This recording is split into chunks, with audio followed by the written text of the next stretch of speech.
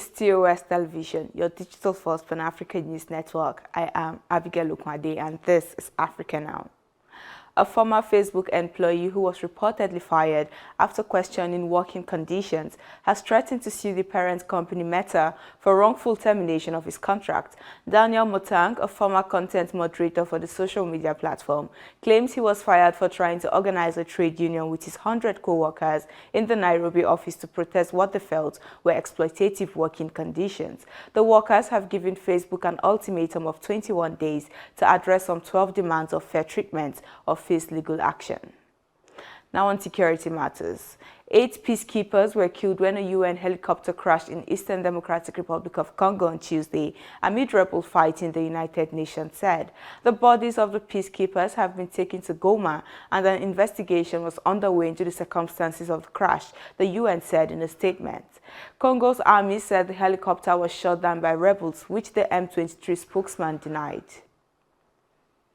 4 months on from the abduction in Kenya's capital Nairobi of wealthy businessman Samson Tekle Michael, his family is still waiting for answers about what happened to him. His wife, Milen Mazegbu, is distraught. She says the incident shocks the family and her children keep asking her questions that she cannot answer. The Ethiopian government has appealed to Kenya to speed up investigations into his whereabouts. Kidnappers in Ethiopia have freed 6 Indian citizens who have been held captive for ransom in a small village 30 miles outside of Addis Ababa.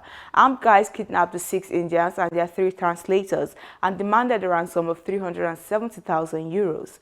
The Oromo Liberation Army, an armed rebel group, is frequently blamed by the Ethiopian government for these attacks.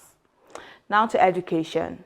In a series of decisions on Tuesday, Sudan's military leader, General Abdel Fattah al-Burhan, dismissed the boards and appointed new heads for some 30 national universities. In a statement, the head of the Board of Governors for the University of Khartoum, Sudan's most prominent university, described Burhan's decision as illegal and encroaching on powers held by the Prime Minister.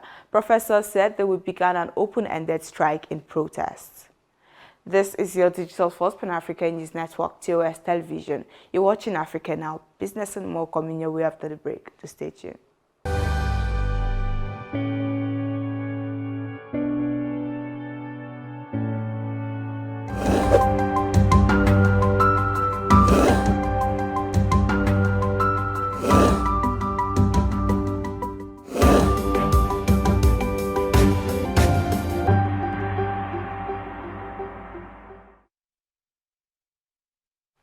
Welcome back in business. The Ghanaian Parliament on Tuesday approved the 1.5% electronic transaction tax, which the government says will help raise $900 million in much-needed revenue, but which has sparked widespread popular criticism.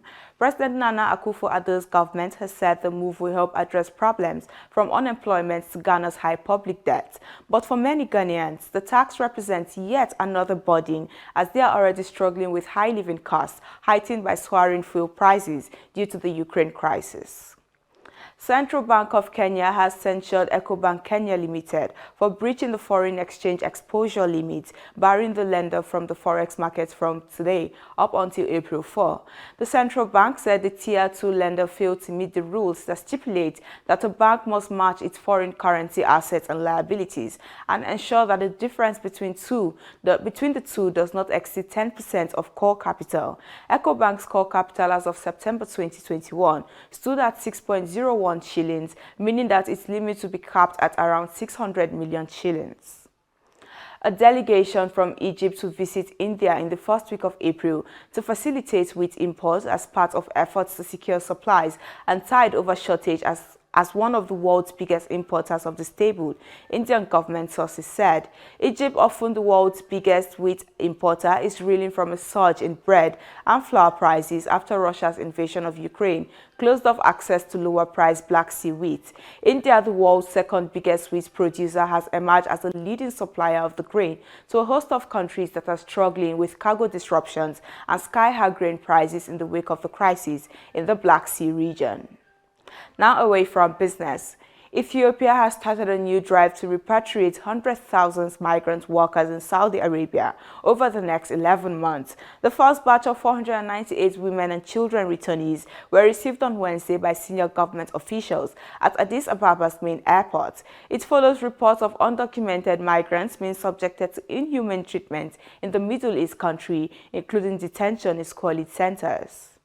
And in sports, Ghana becomes the first African nation to reach the 2022 World Cup in Qatar after forcing their arch rivals Nigeria to a 1-1 draw in Abuja to qualify under away goal rules. Sadio Mane scored the winning penalty in a shootout to send Senegal to World Cup after Liverpool teammate Mohamed Salah missed his spot kick for Egypt.